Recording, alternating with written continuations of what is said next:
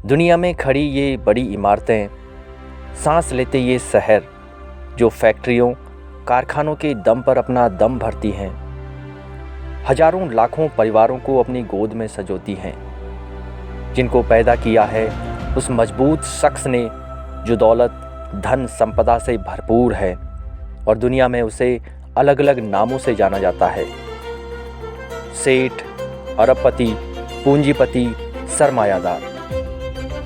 लेकिन इन फैक्ट्रियों और कारखानों से भरे जाल को सांस लेना किसने सिखाया?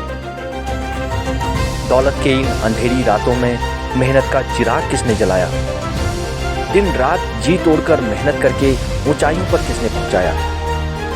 शहरों में गगनचुंबी इमारतों को किसने बनाया? इन शहरों में और देश की अर्थव्यवस्था में उमंग, उत्साह और जान किसने डाली? वह कौन है जिसकी मेहनत, पसीने की ताकत बड़े से बड़े चट्टान को चकनाचूर और छोटे से छोटे लोहे को फौलाद में बदल देती है?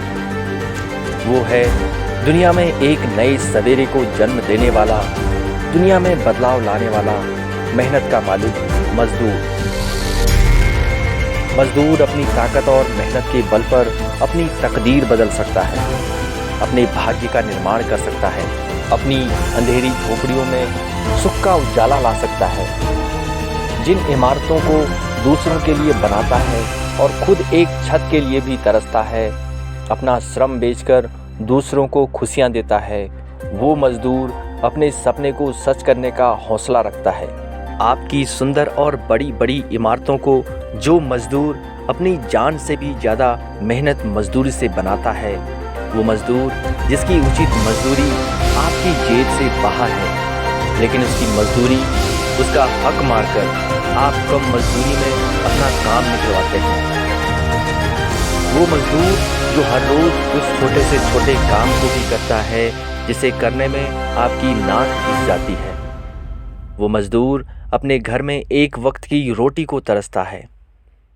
आप दिन भर खाना खाकर भी अपने ही घरों के अंदर बिना श्रम किए कमजोरी और थकावट महसूस करते हैं, और वही मजदूर आधे पेट और कभी कभी भूखे पेट भी बाहर कड़ी धूप, जाड़ा, बरसात झेलकर अपनी मेहनत में कोई कमी नहीं करता, बल्कि हर दिन एक नए जोश के साथ काम करता है। आप अपने घरों में खुद को सुरक्षित महसूस करके चैन की नींद सोते हैं, क्योंकि एक मजदूर ने अपनी मेहनत और खून पसीने से इन चार दीवारी और छत का निर्माण किया है।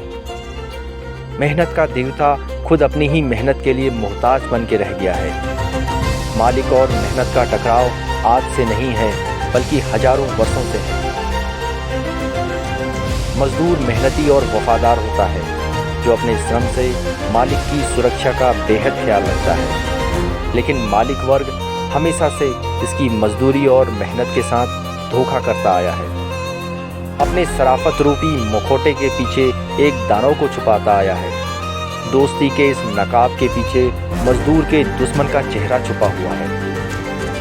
मालिक वर्ग हमेशा से ही मजदूर वर्ग के विश्वास के साथ कदम मिलाकर चलता है, और मजदूर वर्ग को एक हाथ से सहारे का दिखावा और दूसरे हाथ से गद्दारी का खंजर उसकी पीठ पर चलाता आया है, और मजदूर देखता रह जाता है। अगर ये रोका नहीं गया तो बेकसूर और मेहनतकश हमेशा मालिक वर्ग के पैरों तले दबता चला जाएगा, क्योंकि यहाँ मजदूर की बोली मालिक लगाता है और मजदूर मालिक वर्ग की जय जयकार करता रहेगा। वह बिना दाम बिक जाएगा।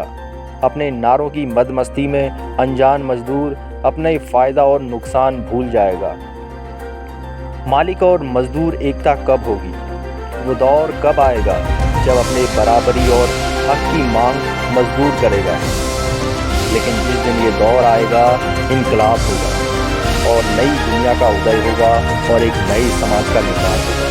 और वो दौर ऐसा होगा जब मजदूर का हक मारा नहीं जाएगा और मजदूर अपने नफ़े नुकसान के फैसले खुद लेगा। इतिहास गवाह है कि इस संघर्ष में हमेशा जीत मेहनतकश की हुई है।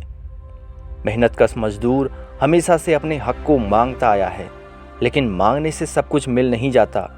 संघर्ष की यह राह मुश्किलों से भरी जरूर है, लेकिन जिस तरह दास व्यवस्था, गुलाम व्यवस्था खत्म हुई, वैसे ही संघर्ष की यह राह एक नया सवेरा लेकर आएगी और देश में खुशहाल व्यवस्था कायम होगी।